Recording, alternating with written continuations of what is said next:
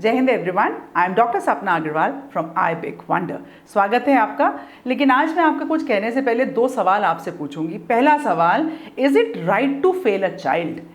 किस क्लास के अंदर, वो भी बातचीत करते हैं। दूसरा सवाल अभी मैं इसी से जुड़ा हुआ है लेकिन थोड़ा सा आगे जाकर आपसे पूछूंगी, बहुत ही इंपॉर्टेंट है।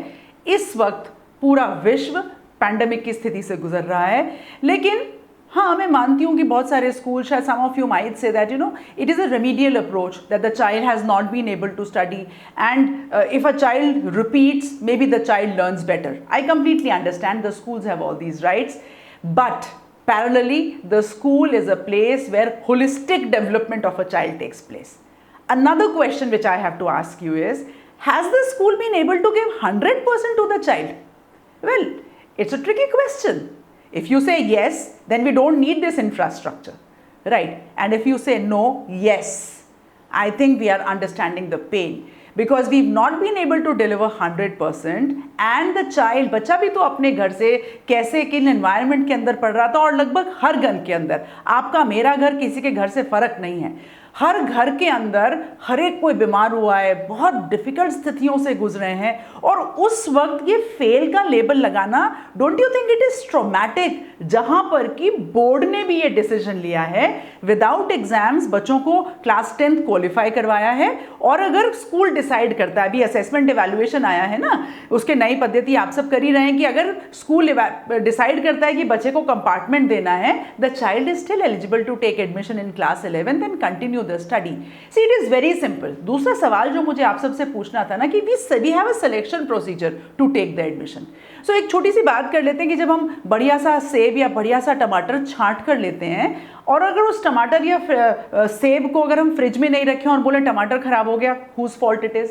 या उसका टमाटर या सेब के साथ जो आउटकम निकलना चाहिए वो अच्छा ही निकलना चाहिए ना, और कौन उस आउटकम को देता है? How do we feed it? So whose fault it is? I completely understand that sometimes in a smaller class there is a lot of input going on, and by the time the child gradually moves to his middle class or higher classes, the child starts becoming self-responsible. Well, rethink about it, that the school is a place where a lot of inputs are being given to the children. There is no competitive approach. मैंने पहले अपने एक video में कहा था कि competitive और school के अंदर बड़ा फर्क होता है। School is something like a pipeline, everybody comes in and everybody moves out. In a competitive exam it's a funnel where so many come and only a few pass out. When we fail a child, it's so much of trauma. You first of all, you have labeled the child, and what is a guarantee that after failing the child, next year when the child repeats, the person, because somebody who does not fit in the criteria of 33%, after repeating, will the child come out with flying colors? Please think about it.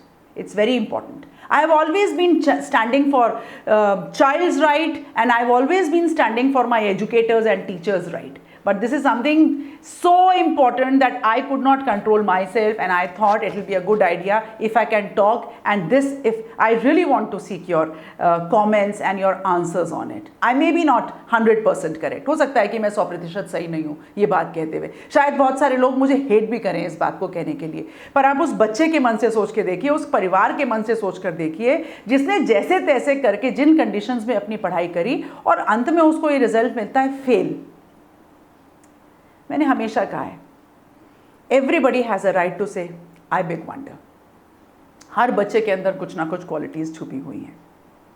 अगर आपको मेरा प्रश्न सही लगा हो, आपको लगा हो कि ये मैटर करता है, the child life matters, the child's mental health matters, the family's mental health matters, ये हमारे देश के बच्चों का सवाल है।